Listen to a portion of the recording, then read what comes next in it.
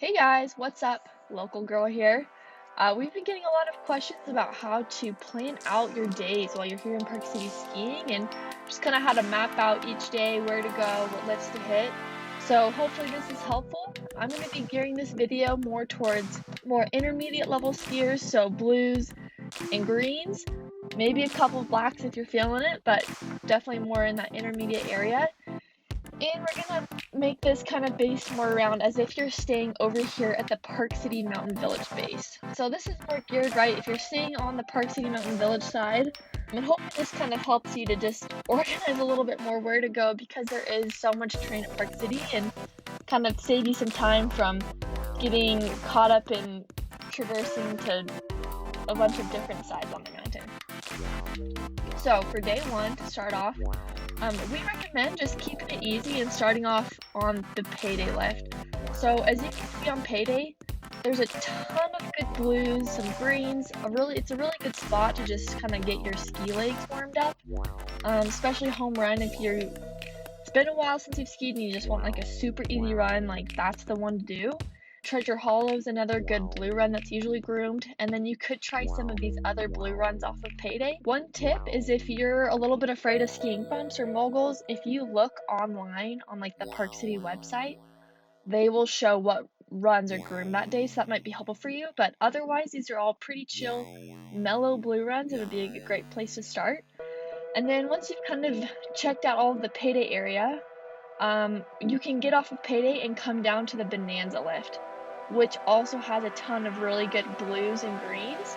And it's awesome. You can either just lap Bonanza a couple of times and take some of these blues or greens coming down, or you can head into the Silverload area if you want to, but it might just be fun just to check out all of these runs underneath Bonanza.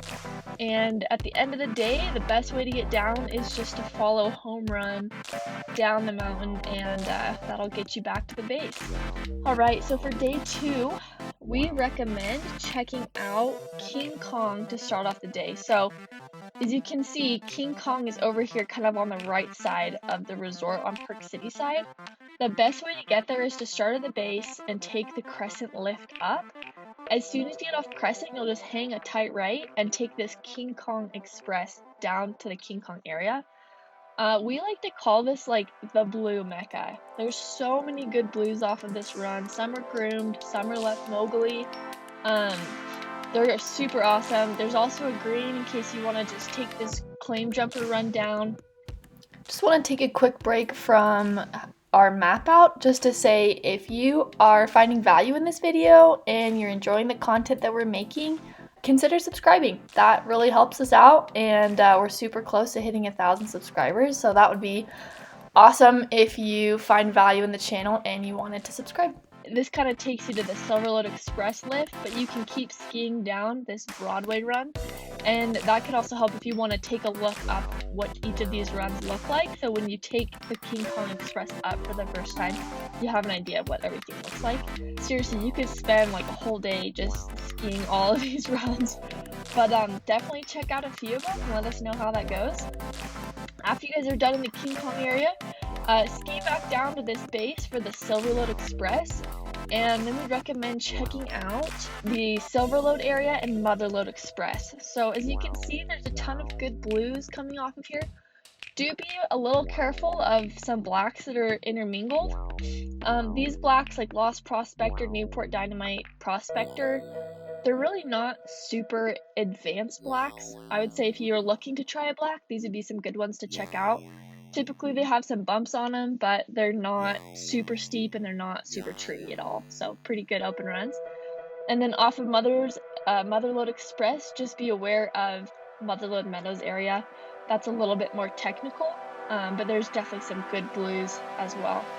But at the end of the day, same thing, just take Silverload up, and then you can take Home Run all the way back to the bottom, which is super convenient and nice. For day 3, we recommend taking the Crescent lift up again and checking out this whole Pioneer, Thanes, and McConkey's area on Thanes, and there's some really fun terrain off of it on Keystone and Jupiter Access.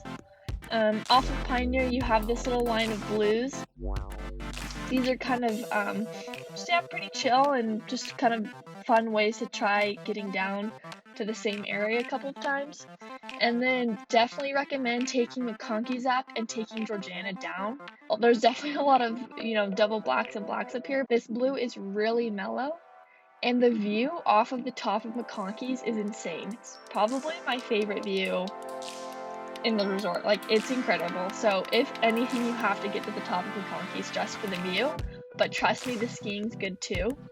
Also, at the base, you have this run called Powder Monkey, and this is kind of a fun run. It's not necessarily like a groomed, man-made run, but it's just like this little ravine. It's super fun and could be a good place to work on a little bit more of technical skiing, but it's still a blue, so the grade of it's really low. Like, it's not very steep at all, so it's a super fun spot to check out.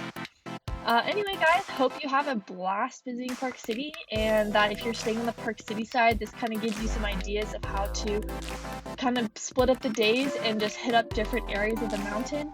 You'll probably notice that we didn't get to any of this area on canyons. That's definitely an option. Taking the gondola over and then trying to traverse further to the right takes a lot of time. You're just spending a lot of the day on a lift rather than skiing.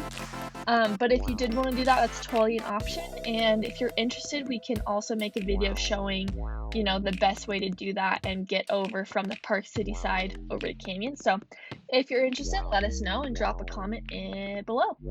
All right, guys, let's get out there and try it. Wow.